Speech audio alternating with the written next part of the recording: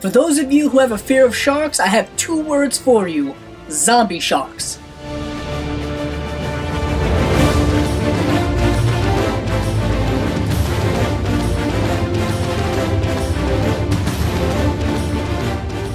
Pirates of the Caribbean Dead Men Tell No Tales is directed by Joachim and Espen Sandberg, and it is starring Johnny Depp, Geoffrey Rush, Javier Bardem, Brenton Thwaites, and Kaya Scodelario. And before I get into this review, I will assure everyone there will not be any plot spoilers.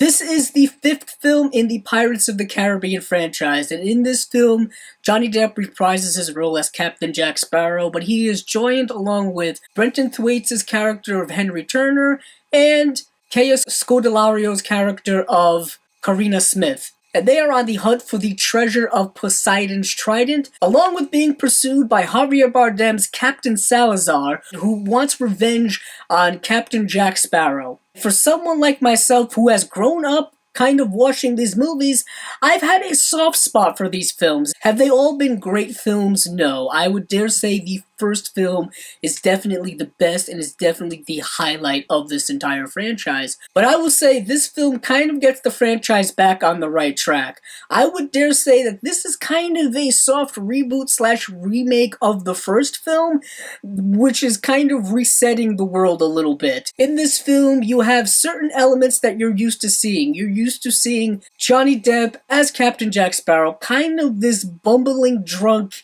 idiot of a captain who gets into all kinds of shenanigans, and in this film, that's very much par for the course.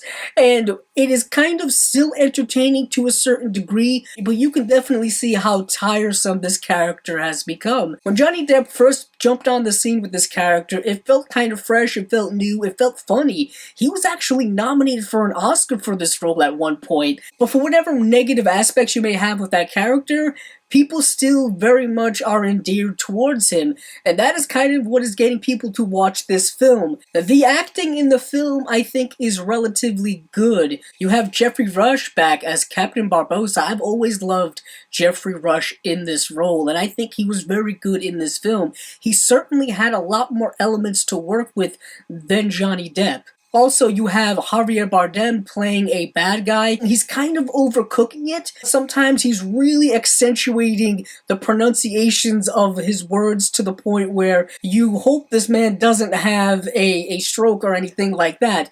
But I'll say this, he's also very menacing while he does it. The CGI effect work on his crew and himself are very, very good. It really lends to the whole kind of gloomy nature about his character. Also, I will say that the directors of this film, I think, have a good handle on the kind of funness and adventure of this world. This film very much knew what it was, it knows what this franchise is, and really kind of played to its strengths. Granted, the negative aspects of the film are definitely still there. There is a bloatedness to it. The adventure, while fun, is nothing new to the franchise, and that is one of my biggest kind of problems I have with it, where I kind of wish there was more to this film than there is. I really wish that they would take an entire, perhaps newish approach to this franchise. Give us something new, give us something fresh, and it kind of just falls back on a lot of the same things we've already seen in these films. And there is no rule that says that a 5th film in a franchise has to just be the same as the others. You can reinvent yourself at any point. You can add more nuances to these characters, especially the character of Captain Jack Sparrow. There is nothing new to this character. This character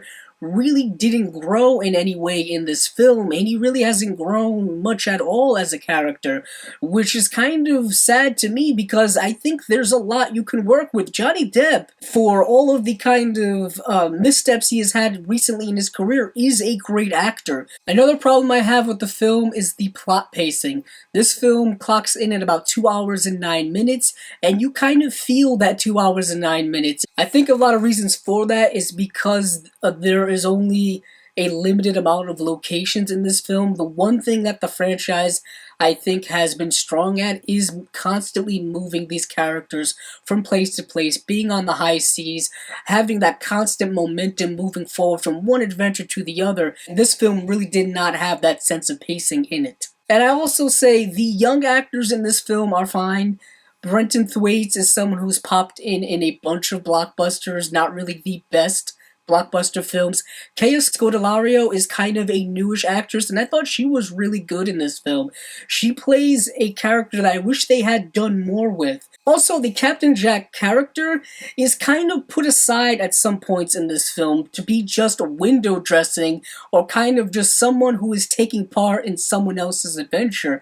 And if he is the main character that you're going to sell these movies on, you might as well have the bulk of the plot focus around him and not just be someone who is just there along for the ride.